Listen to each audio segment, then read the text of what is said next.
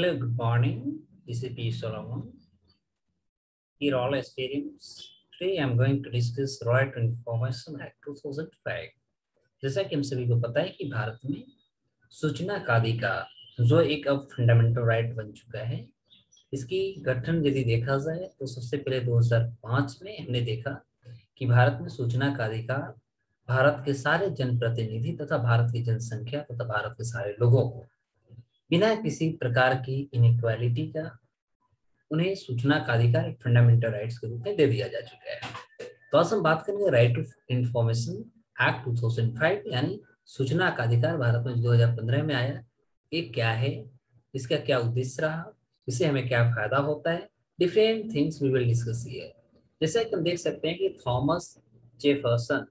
जो थे, इन्होंने सबसे पहले राइट टू जो इंफॉर्मेशन था, सूचना का अधिकार, उसको उन्होंने कहा कि इंफॉर्मेशन एंड जो सूचना होता है वह किसी भी डेमोक्रेसी का एक करेंसी होता है। Is it okay? यानी actually he stated himself here that if I am talking about the information, okay, information is considered to be the currency of the democracy. यानी किसी भी डेमोक्रेसी का यदि सबसे ज्यादा प्रीशियस चीजों को हम माने तो वह होता है हमारा क्या, information. What we are gaining, what we are transmitting from one person to other, from one place to other, these are considered to be informative things, which is considered by all of the people. They all are eager to know what is the happening with our bureaucrats, with our officials, with our government, and in our country also. Because all must have these types of power, ability, and capacity to know. तो उनके पास इस तरह के क्या होनी चाहिए, अधिकार होने चाहिए, राइट्स होनी चाहिए। और जिसका हमने देखा कि अंततः 2005 के आप देख सकते हैं कि भारत की जो संसद है, पार्लियामेंट है, वहां से 15 जून 2005 को राइट टू इंफॉर्मेशन, सूचना का अधिकार पास हो जाता है। लेकिन यह मुख्य रूप से भारत में जो फोर्सफुल होता है, क्या कह सकते हैं, प्रभावित होता है, और 12 अक्टूबर 2005 से यह मुख्य रूप से हमारे यहाँ प्रभावित हो जाती है। अब प्रश्न बनता है कि what was the reason behind it to make the illegal process of right to information in India. तो भारत में सूचना का अधिकार को एक संवैधानिक दर्जा देने के पीछे रीजंस क्या रहा, इसका ऑब्जेक्टिव क्या हुए। तो इसका सबसे पहले हम उद्देश्य की बात करें, इसका ऑब्जेक्टिव क्या था, ये सारी चीजों को देखें। तो इससे क्या होता है कि नागरिक जो हो वो बहुत ज्यादा इंपावर होंगे। इंपावर मतलब होंगे शक्तिशाली, वो किसी भी चीज को जानने के लिए उत्सुक होंगे। दूसरा क्या होगा कि जो हमारी अकाउंटेबिलिटी है ना, यानी हमारी जो जिम्मेवारी है, जो हमारी ट्रांसपेरेंसी है, उसको हम क्या करेंगे, प्रमोट करेंगे, आगे बढ़ाएंगे। तीसरा क्या होता है कि जो करप्शन है उसको हम, जो कंटेन करप्शन है उसके बारे में जाने कि कौन से ऐसा हमारा पार्ट है, कौन से ऐसा हमारे डिपार्टमेंट है, कौन से हमारे ब्यूरोक्रेट्स हैं जो सारे करप्शन में इन्वॉल्व हैं, उसमें हम कार्रवाई भी कर सकते हैं, डायरेक्ट उनके ऊपर हम ऑब्जेक्शन लगा सकते हैं। चौथा जो होता है to enhance people's participation in democratic process, जो हमारा डेमोक्रेटिक प्रोसेस है, ठीक है, इस डेमोक्रेटिक प्रोसेस में लोगों की जो सहभागिता होता है, पार्टिसिपेशन होता है, उसको हम इनहांस करेंगे। तो ये सारे जो ऑब्जेक्टिव थे, ये सारे ऑब्जेक्टिव को लेकर के हम कह सकते हैं कि सूचना का अधिकार भारत को फंडामेंटल राइट के रूप में लाया गया। अब देख सकते हैं कि एवरी डे यानी 4800 आरटीआई एप्लीकेशन जो थी वह फाइल हुआ था। कब, इस पे हम बात करें तो जब 2005 में 2005 में जब राइट टू इंफॉर्मेशन हमारा लीगल एक्ट बन जाती है, तो उस समय से स्टार्टिंग से हम 10 साल तक देख सकते हैं, स्टार्टिंग से कमेंसमेंट के 10 साल तक हम देख सकते हैं कि यह लगभग 1,75,00,000 एप्लीकेशन जो था वह फाइल हुआ आरटीआई के तहत, राइट टू इंफॉर्मेशन के तहत। This is the data which has been given by our ministry of broadcasting and information. Okay, तो भारत की सरकार की मिनिस्ट्री के द्वारा से डेटा दिया गया। जैसा कि देख सकते हैं कि राइट टू जो इंफॉर्मेशन है, यह हमारा क्या हो गया, फंडामेंटल राइट हो गया, और ये भारत के सारे नागरिक, प्रत्येक नागरिक के लिए अधिकार दिया जा चुका है। एक्चुअली जो ये अधिकार है, यानी जो ये एक्ट है, इसको इनेक्ट किया गया था in order to consolidate the fundamental right, यानी हमारा जो मौलिक अधिकार है उसके अंतर्गत इसको लाई गई, जिससे कि हम कह सकते हैं जो भारत के संविधान में जो हमारा फ्रीडम ऑफ स्पीच है, यानी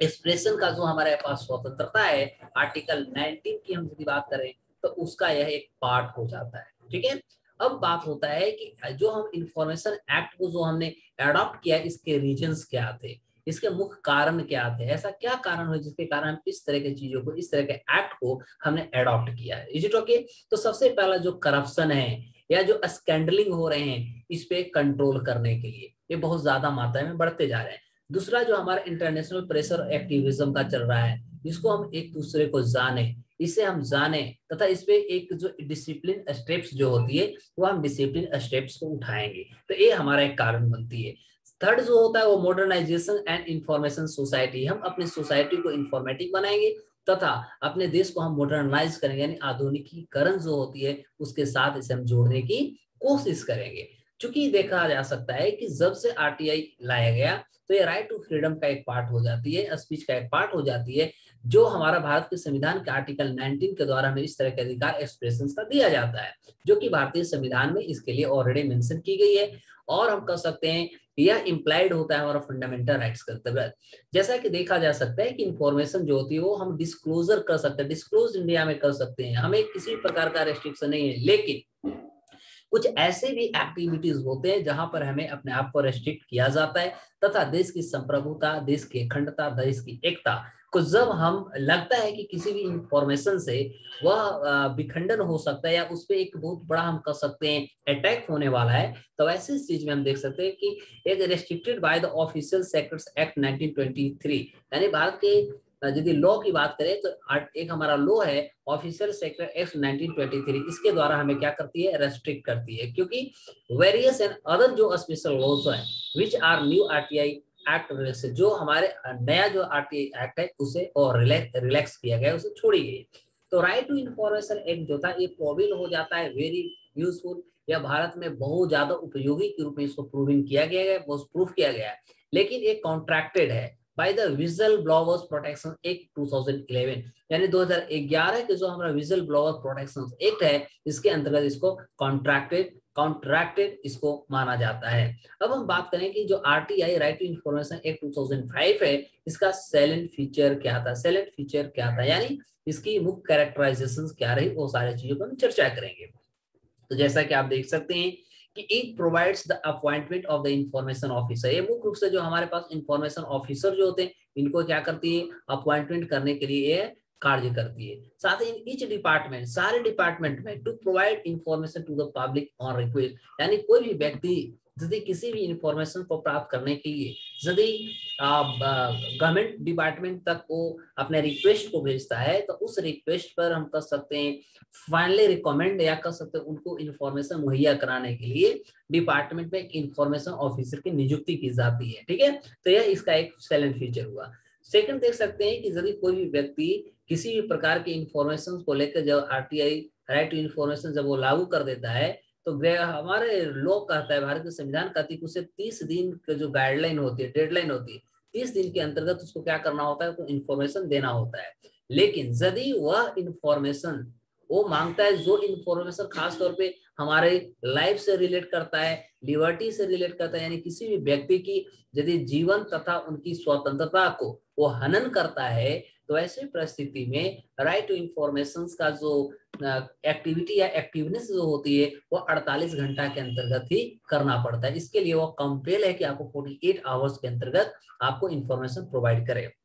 लेकिन यदि वो जनरल केसेस में आते हैं तो वैसे सेंस में आपको 1 महीना यानी 30 डेज का एक डेडलाइन होता है, आपको इंफॉर्मेशन प्रोवाइड कराई जाएगी। इंफॉर्मेशन जो होती है वो कम्प्लीटली फ्री होता है किनके लिए, जो व्यक्ति बिलो पॉवर्टी लाइन में गुजर बसर कर रहे हैं, यानी जो गरीबी लाइन के नीचे रह रहे हैं उनके लिए इंफॉर्मेशन फ्री ऑफ कॉस्ट उनको उपलब्ध कराई जाती है। लेकिन कुछ ऐसे भी केसेस हैं जहां पर हम कह सकते हैं फीस होता है उसको रीजनेबल की गई है, यानी कह सकते हैं उनसे फी लिया जाता है। जैसा कि हम कह सकते हैं कि जो एक्ट है ये इम्पोज करती है हमारे ऑब्लिगेशंस को, जिससे कि हम पब्लिक एजेंसीज के जो ऑब्लिगेशन होती है उस पर इम्पोज करती है, यानी कह सकते हैं बर्डन देती है, जिससे कि वो डिस्क्लोज करे द इंफॉर्मेशन वो motto to the reduce request for the information, जो भी इनको इंफॉर्मेशन दी जाती है उस पर वो अपने उस रिक्वेस्ट के आधार पर अपनी इंफॉर्मेशन को सुओ मोटो प्रोग्राम के आधार पर कर सकते हैं, वो क्या करती है, रिवील करती है।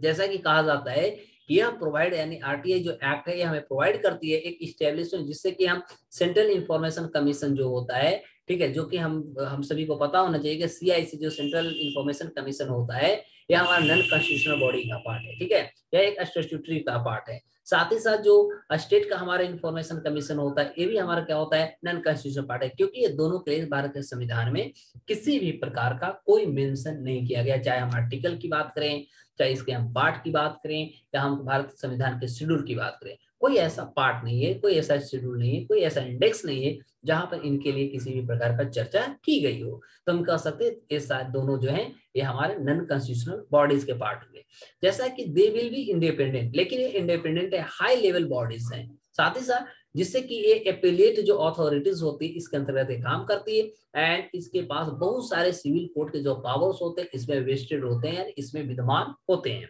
राइट टू इंफॉर्मेशन एक्ट की यदि जुरिडिक्शंस की बात करें तो यह कमीशन इसका जो होता है, कमीशन जो ऑफ जुरिडिक्शन जो होता है वह एक्सटेंड करता है over all central public authorities. जितने भी सेंट्रल पब्लिक अथॉरिटीज होती है उनकी पावर को एक्सटेंड करने के लिए ओवरकम आती है। When it comes to the RTI act, जब RTI एक्ट आया तो हम कह सकते हैं जो सेंट्रल इंफॉर्मेशन जो कमीशन है वो केवल वन ही, ओनली वन कह सकते, ओनली एपिलेट अथॉरिटी बच गई विच में डिक्लेयर अ बॉडी, जो किसी भी बॉडी को डिक्लेयर कर सकती है जैसा कि पब्लिक अथॉरिटी का हो। इफ इट इज कन्विंस, यदि इसको ऐसा पता होता है कि ऑर्गेनाइजेशन जो है इसके लिए किसी भी चीजों को जांच करने के लिए यदि वो फिट है तो वह अंडर द RTI एक्ट वो काम को करती है, वो जांच करती है। अब हम देखेंगे the act over rights the official sectors act 1923, यानी हम मुख्य रूप से कह सकते हैं कि भारत की जो RTI एक्ट है जो 2005 में आई, यह खासतौर पे ऑफिशियल सेक्टर एक्ट 1923 वाला जो हमारे लीगल या कह सकते हैं जो लॉ थी, इसको इन्होंने क्या ओवरराइड कर देता है। जैसा कि द इंफॉर्मेशन कमीशन जो है अलाउ हमें करती है कि आप इंफॉर्मेशन के लिए एक्सेस कर सकते हैं if public interest outweighs harm to protected persons, यदि उनको किसी भी प्रकार की इंफॉर्मेशन देने से यदि वो अपने आप को प्रोटेक्ट होते हैं तो ऐसी चीजें उनको आउटवेट हम कर सकते हैं, इनके लिए हम इंटरेस्ट रखते हैं। जैसा कि देखा जाए कि कोई भी व्यक्ति जो भारत के नागरिक है वह RTI के लिए RTI एप्लीकेशन दायर कर सकता है। जी भिन्न भिन्न प्रकार के जो कैटेगरीज हैं उनको कुछ इंफॉर्मेशन में उनको एग्जेम्प्ट भी कहा जाता है जो डिस्क्लोज करते हैं 20 ईयर्स के बाद, लेकिन भारत की जो कैबिनेट है वो डेलिब्रेशन हमें देती है। कुछ ऐसे भी इंफॉर्मेशन होते हैं जो हमारे देश की सिक्योरिटी, इंटीग्रिटी, एकता, अनेकता जो हमारा होता है, ये सारे में यदि उनका किसी भी प्रकार का चैलेंज होता है या उससे हम कह सकते हैं कि माहौल यदि गंदा होता है तब ऐसे इंफॉर्मेशन देने के लिए RTI स्वतंत्र नहीं है, बल्कि आपके रिक्वेस्ट पर भी वो मौन धारण कर लेगा और आपको एक इश्यूज के रूप में या कह सकते एक जवाब के रूप में देगा कि नहीं ये हमारे देश की जो है इंटीग्रिटी या यूनिटी के मामला से बिलोंग करता है, जिसके कारण हम आपको इस पे किसी प्रकार का इंफॉर्मेशन नहीं दे सकते। तो इसमें क्या होगा, जो हमें इफेक्ट करता है हमारी सिक्योरिटी की यानी सुरक्षा को, ठीक है, स्ट्रेटेजिक को, साइंटिफिक को, और जो इकोनॉमिक हमारा इंटरेस्ट है, रिलेशंस विद हमारा फॉरेन स्टेट के साथ है, लो इंसाइटमेंट ऑफेंस, जिससे कि हम कह सकते हैं किसी भी प्रकार की इंफॉर्मेशन दे देने से हम कह सकते हैं कि लोगों में उत्तेजना आ जाए, जिससे कि एक गलत कह सकते हैं मैसेज आ जाए लोगों में, एकता मैंने जो कहते हैं कहीं न कहीं उसमें फूट डालने की चीज की जाए, तो ऐसी परिस्थिति में जो होती है आपको इंफॉर्मेशन मुहैया नहीं कराई जाती है। ठीक है, अब हम आगे देखते हैं कि इसमें और क्या क्या बदलाव किए गए। तो जैसा कि आप देख सकते हैं इंफॉर्मेशन एक्ट की बात देखें, इसमें क्या होता है कि खासतौर पर 1948 का यदि आप देखें तो 1948 में एक universal declaration of human rights एक बोर्ड बना या कह सकते हैं एक लीगल एक्ट लाई गई। ठीक है, ये प्रोवाइड हमें करता है,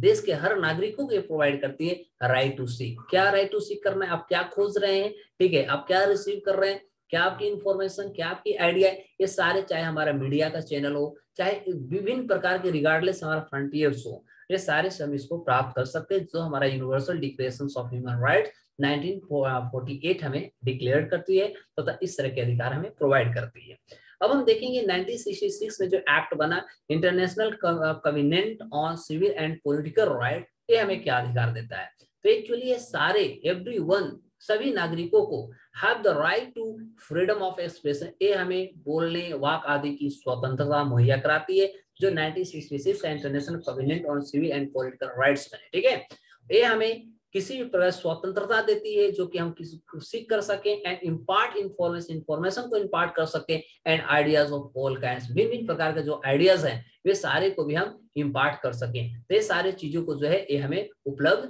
कराता है। तो ओवरऑल यदि देखा जाए तो ये राइट टू इंफॉर्मेशन के बारे में हमने बताया, ब्रीफ में है। आई थिंक आपको बहुत अच्छा समझ में आया होगा और अगले एपिसोड के साथ फिर हम कुछ लेकर के इसी तरह आते हैं। तब तक के लिए बाय बाय।